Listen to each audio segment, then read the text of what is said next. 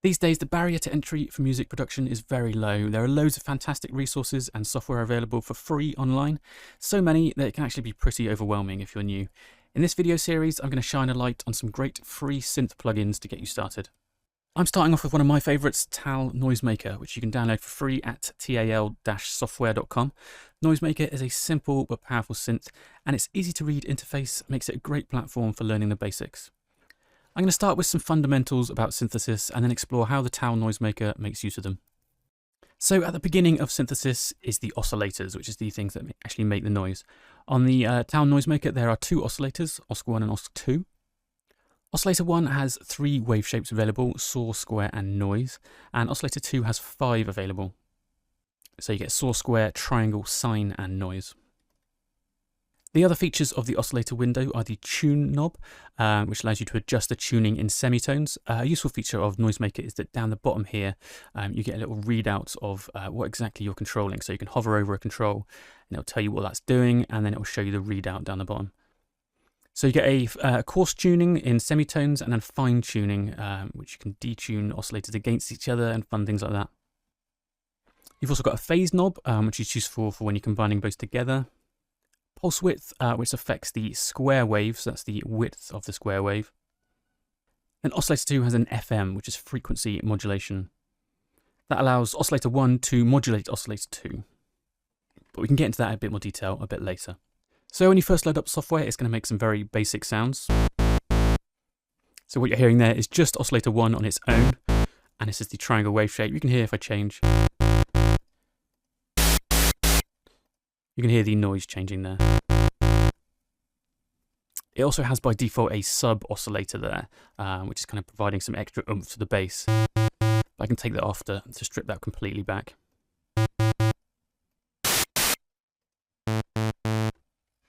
Over in the master section in the top right, you can control the levels of both Oscillator 1 and Oscillator 2. You've got that sub knob there, which I just explained. You've got a porter knob there, which is portamento, which allows you to slide between notes rather than just going jumping from one to the other. So I set that to on, and you should be able to hear if I crank it up.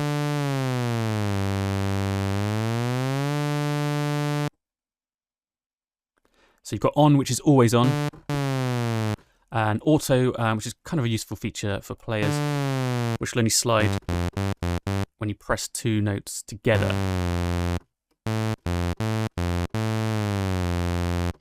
You've got transpose, which allows you to change in octaves the tuning of the whole synth. And then tune, which allows you to control the fine tuning of the whole thing. Ring mod is an interesting feature which multiplies Oscillator 1's signal with Oscillator 2 to create more precise upper harmonics and thinning or focusing in the mid-range. Kind of a thing you kind of know it when you hear it.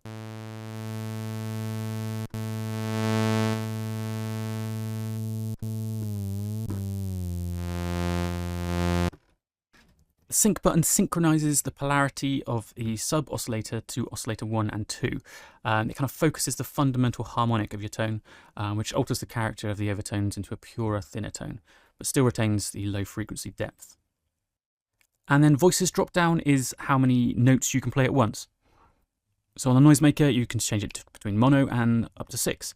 Mono is very useful for lead lines and things like that, so you don't get overlapping notes. And then you want to crank that up if you're, to maybe maximum if you're playing chords and big pads with lots of notes at once. Volume obviously giving you the master volume of the whole synth there. So between Oscillator 1, Oscillator 2, and then mixing them all together in the master section, you can come up with a whole load of sounds. Mess about with that, mess with the fine tuning between different oscillators and ring mods and frequency modulation and things like that.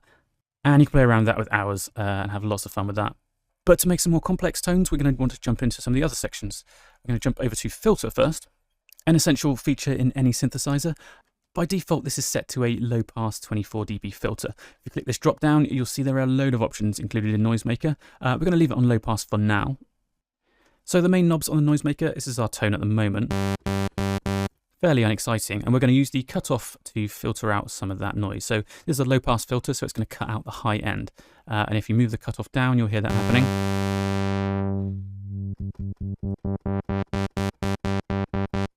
So cutoff is just the point where that's happening.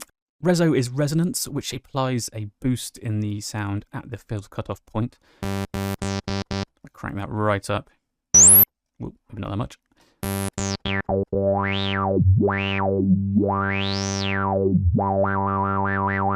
Nice for getting those kind of acid sounds.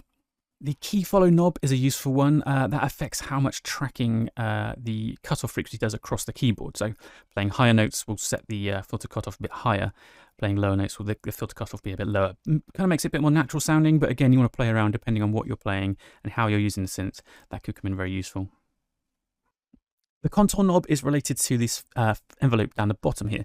So the filter section, you'll know, comes with an ADSR. If you're familiar with synths at all, you'll know that's an envelope. Attack, decay, sustain, and release. So this is essentially manipulating the sound of the filter over time. I can demonstrate that quite nicely on the amp section here. So amp is basically volume, amplitude, and you can have that. At the moment that's just on and off. On when I press the note, off when I release the note. But we can add a bit of attack so that smooths in. And we can add some decay. So we can set the sustained note lower and have a fast decay down to that.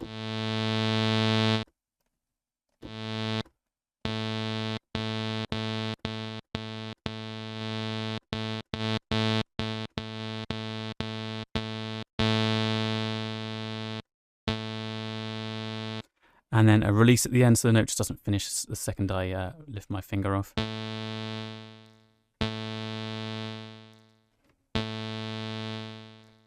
So you can see it basically fades out there.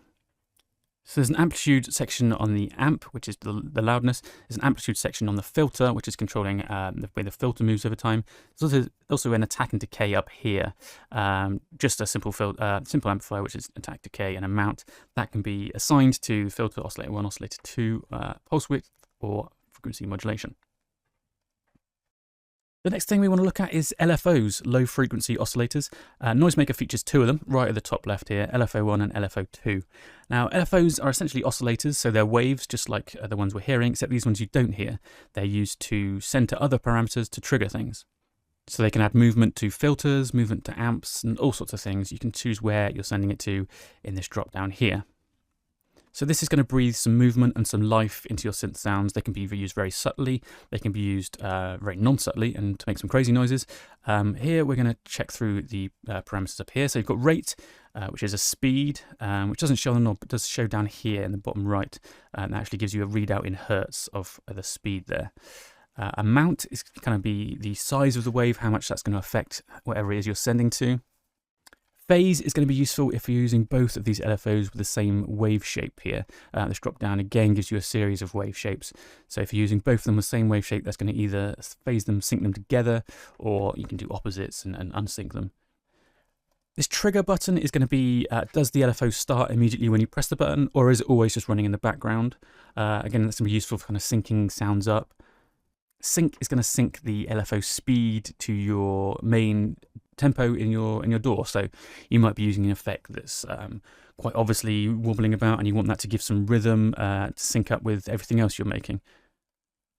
So when you hit the sync button, you can see the rate in the bottom right there changes from a number readout in hertz to a tempo readout. So that's going to be everything from a 16th note, and you've got triplets, half notes, whole notes, everything up to bars and much longer sequences. So these two LFOs are exactly the same, and they both come with 6 wave shapes, sorry, and they can be assigned to your filter, to your oscillators, and everything else. The only difference here is that in LFO2 you can assign it to the volume, which you can't do in LFO1. Something to bear in mind. So like I said, we can use that to give movement to our synth. At the moment it sounds like this. Let's raise that up a little bit actually, just for this. So we're going to give this some movement. I'm going to use LFO2. I'm going to assign it to the volume. I'm going to set the rate unsynced and turn it up a bit higher. And then the amount, you can go negative amounts and positive amounts. I'm going to go up, turn this right up. So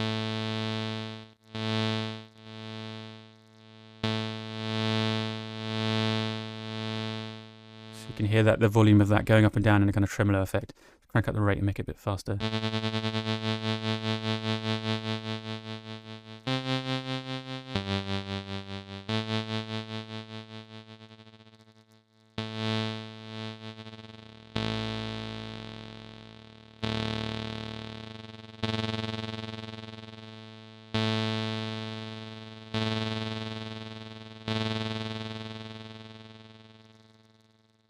So LFOs, absolutely worth getting your head around, hugely powerful.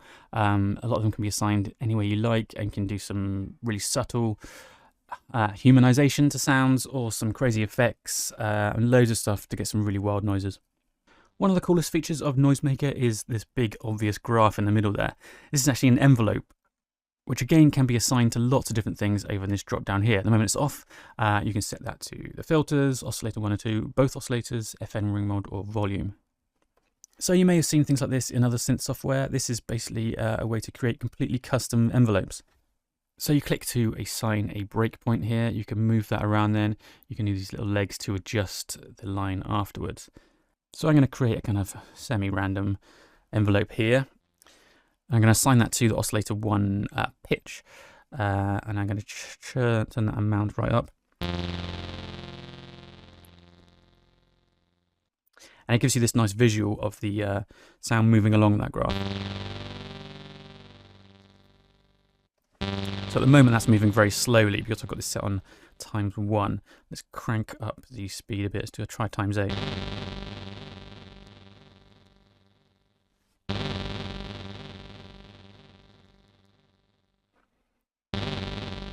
So that is affecting the tuning of the first oscillator.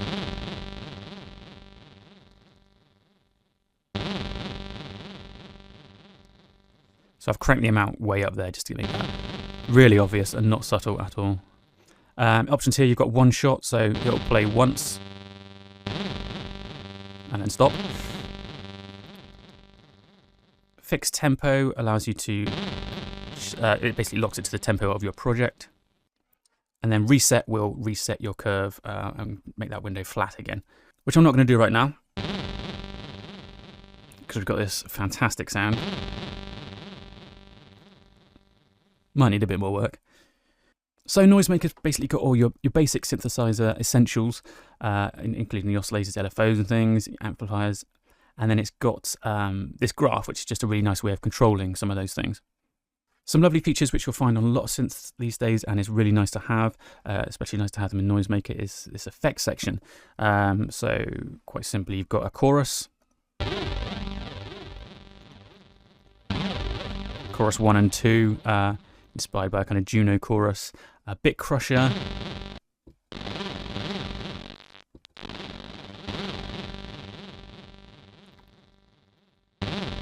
reverb,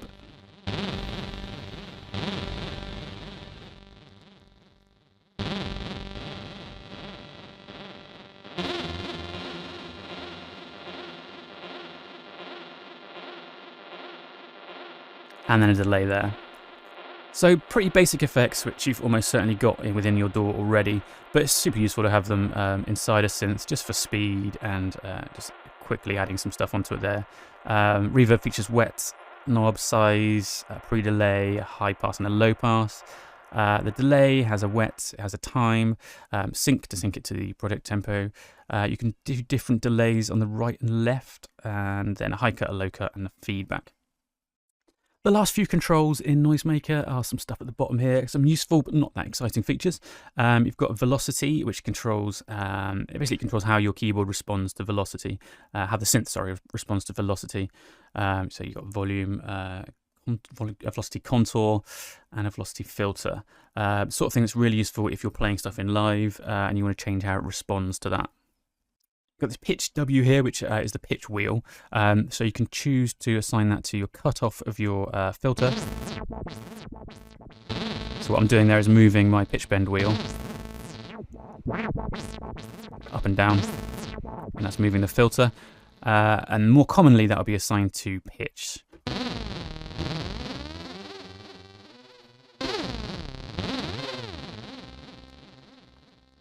So yeah, kind of standard is to have that assigned to pitch. Obviously, yes, it's the pitch wheel, but it's quite useful to have it on the cutoff as well. It depends what you're playing. If you're playing stuff in live, or manipulating stuff that you've recorded already.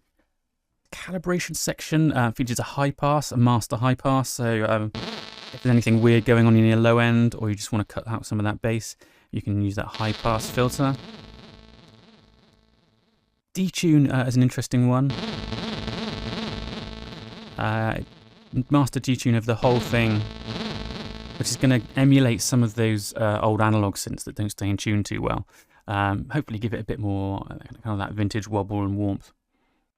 Noise adds a kind of master white noise over the whole thing. Just makes it a bit more gritty and dirty. And then distortion.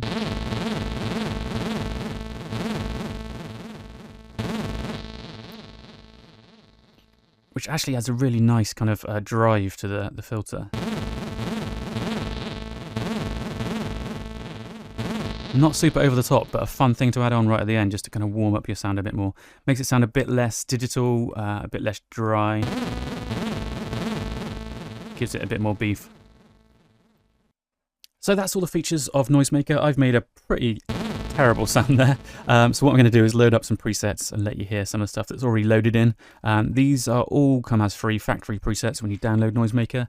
So I'm going to load up a few, just demo some of the sounds you can get out of it when you spend a bit more time on it.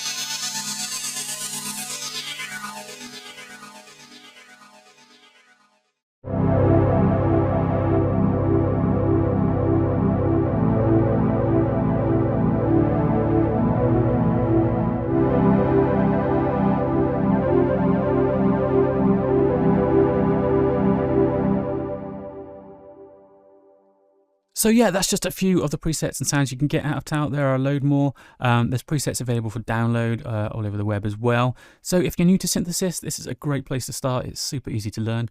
Or if you just want a free synth to have a play around on, you can have a lot of fun with NoiseMaker. So yeah, check out TAL website. There's other free stuff on there. And I'll be checking out some more free synth plugins very soon.